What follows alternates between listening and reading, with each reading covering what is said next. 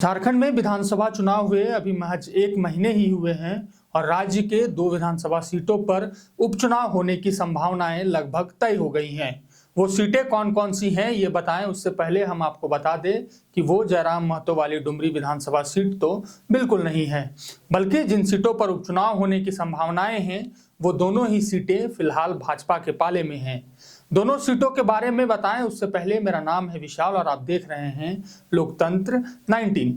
जिन 2 सीटों पर उपचुनाव की संभावनाएं लगभग तय हैं उसमें पहली सीट है जमशेदपुर पूर्वी।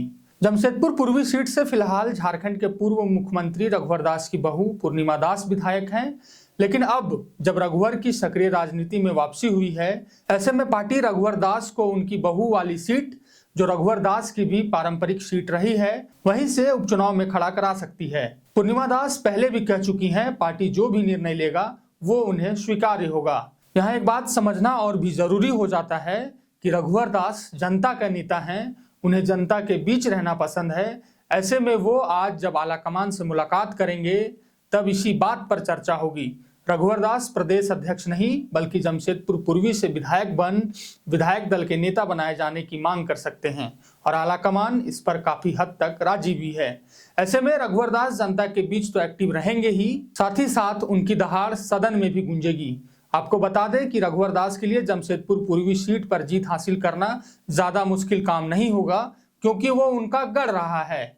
इस सीट पर उन्होंने लगातार 5 बार जीत हासिल की है। साल 2019 में हुए विधानसभा के चुनाव में उन्हें सरयू राय के हाथों हार का सामना तो जरूर करना पड़ा, लेकिन इस बार रघुवर दास ने इस सीट पर अपनी बहू को खड़ा किया और जीत हासिल की। खैर, ये तो हुई एक सीट पर उपचुनाव की बात। अब दूसरी सीट की बात कर लेते हैं। दूसरी सीट है जेएमएम से नाराज होकर कुछ महीनों पहले भाजपा ज्वाइन किए चंपाई सोरेन की। चंपाई सोरेन फिलहाल सरायकेला विधानसभा सीट से विधायक हैं। राज्य के 28 एसटी रिजर्व सीटों में से महज 1 सीट पर जीत हासिल करने वाले भाजपा के नेता भी अब जेएमएम में वापसी की मूड में हैं।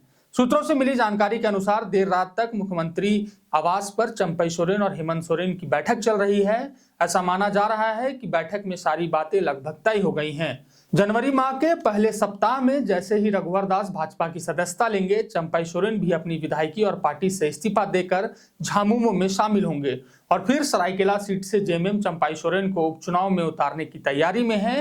हालांकि ये अभी तक कयास मात्र हैं। वहीं बात अगर बाबूलाल मरांडी की करें तो अगर चंपाई सोरेन भाजपा छोड़ते हैं तो पार्टी बाबूलाल मरांडी को ही प्रदेश अध्यक्ष बनाए रखेगा। और हमने पहले भी बताया था कि बाबूलाल मरांडी की अब झारखंड की राजनीति में वो पकड़ नहीं रह गई जो साल 2000 से 2020 के दरमियान हुआ करती थी। ऐसे में बाबूलाल भाजपा से बाहर जाने की फिलहाल तो कोई भूल नहीं करेंगे।